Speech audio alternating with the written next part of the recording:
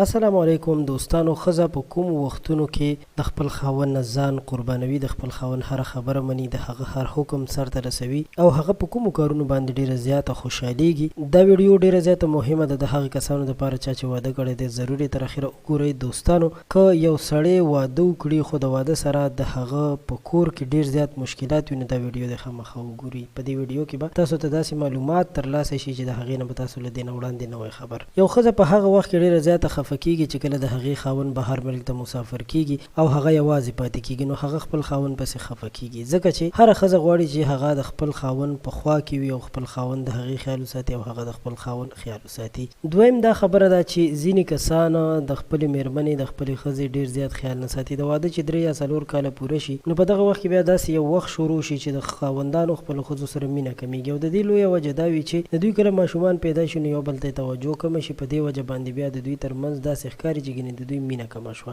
حالانکې دواړه په خپلو کارونو کې مصروف وي. ښځه چې د هغه د کور بچي ماشومان سنبالوي او سړی چې دی هغه په دې ټینشن او فکر کې وي چې دا کور چلول، د دې خرچ خوراک برابرول، په هغې کې هغه ډیر زیات بیزي وي. نو دا هم یو ډیره د سوچ او فکر وړ خبره ده. خپلې میرمنې ته هم وخت ورکول پکار دی او ښځې ته هم پکار دی چې خپل خاوند ته وخت ورکړي او دواړه په خوشحالۍ سره په مینه سره زندګي تېره کړي. دریم خبره ډیره زیاته مهمه ده چې کله د یو ښځې د حیض نه پس هغه ولمبي نو د هغې کوروالي ته ډیر زړه کیږي. خاوند ته پکار دی چې په دغه وخت کې هغې سره کوروالي وکړي. دا د ژوند ضرورت دی، په دې کې د شرم څه خبره نشته. ما مخکې هم ویل چې دا ویډیو هغه کسان وګورئ چا چې واده کړی وي، نو په دې وجه باندې تاسو دپاره په دې ویډیو کې ډېر نوي او مهم معلومات دي. کوم خلک د حیض د بیمارۍ نه کومه ښځه ولمبي نو هغې ډېر وخت کېږي، یعنې 2 هفتې 3 هفتې چې هغې دغه کوروالي نه وي کړی، نو چې کله دا کوروالي وکړي نو په دې سره د دې زړه خوشحالېږي. امید لرم دا ټول معلومات به ستاسو خوښ شوي وي. ویډیو لایک کړئ، زموږ چینل ضرور سبسکرایب کړئ.